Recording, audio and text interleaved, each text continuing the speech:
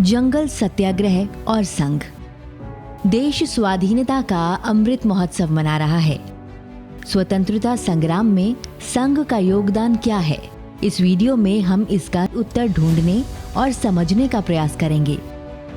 Video में लिए गए तथ्य राष्ट्रीय स्वयंसेवक संघ के अभिलेखागार में स्थित मूल प्रलेखों, तत्कालीन केसरी और महाराष्ट्र, इन दो मराठी पत्रों पर आधारित है। स्वतंत्रता संग्राम में संघ का योगदान जानने के लिए सबसे पहले हमें आद्य सर संघचालक डॉक्टर केशव बलिराम हेडगेवार के योगदान और उनकी राष्ट्रभक्ति से परिपूर्ण वैचारिकी को समझना चाहिए। स्वतंत्रता कब और कैसे मिलेगी? यह प्रश्न सर्वत्र जब पूछा जा रहा हो, तब हम पराधीन क्यों हुए और हमारी स्वतंत्रता अक्षुण्ण कैसे रहे? इस प्रश्न का न केवल मूलभूत चिंतन बल्कि इस पर उपाय भी डॉक्टर साहब ने आरंभ कर दिए। हिंदू समाज की आंतरिक शक्ति बढ़ाने पर उनका जोर और सारा ध्यान केंद्रित था। जंगल सत्याग्रह की पृष्ठभूमि सविनय अवज्ञा आंदोलन। 12 मार्च 1930 भारत के स्वतंत्रता संग्राम के इतिहास में बहुत महत्वपूर्ण तिथि है। अंग्रेजों द्वारा बनाए नमक कानून को तोड़ने के लिए महात्मा गांधी ने इसी दिन दांडी यात्रा शुरू की थी। कर्णावती के साबरमती आश्रम से शुरू हुई इस यात्रा का उद्देश्य नमक कानून को तोड़ना था, जो अंग्रेजों के खिलाफ देश भर में विरोध का एक बड़ा संकेत था। 24 दिनों में 241 मील की दूरी तय करते हुए गांधी जी और उनके साथ 79 सत्याग्रहियों ने 6 अप्रैल 1930 को दांडी के समुद्र किनारे पर चुटकी भर नमक उठाकर नमक कानून की अवज्ञा की। इस आंदोलन ने समस्त देशवासियों का ध्यान खींचा। अब देश भर में लोग कढ़ाइयों में समुद्र जल से नमक तैयार करने लगे। कानून की अवज्ञा करने के कारण देश भर में 60,000 लोगों को गिरफ्तार किया गया। इन दिनों संघ का कार्य मध्य प्रांत में ही प्रभावी हो पाया था। यहाँ नमक कानून के स्थान पर जंगल कानून तोड़कर सत्याग्रह करने का निश्चय हुआ।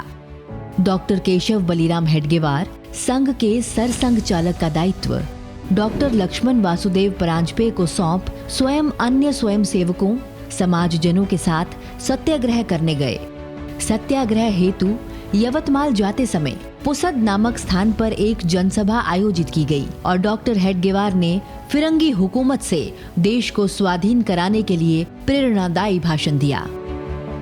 ब्रिटिशों ने 1927 में इंडियन फॉरेस्ट एक्ट बनाया था, जो खासकर मध्य प्रांत और बरार के किसानों के लिए मारक साबित हुआ था।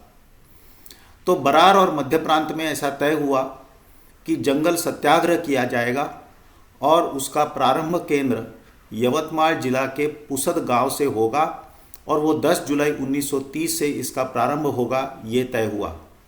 इसके पहले ही संघ के संस्थापक डॉक्टर हेडगेवार ने ये निश्चित किया था कि मैं इस जंगल सत्याग्रह में भाग लेने जाऊंगा।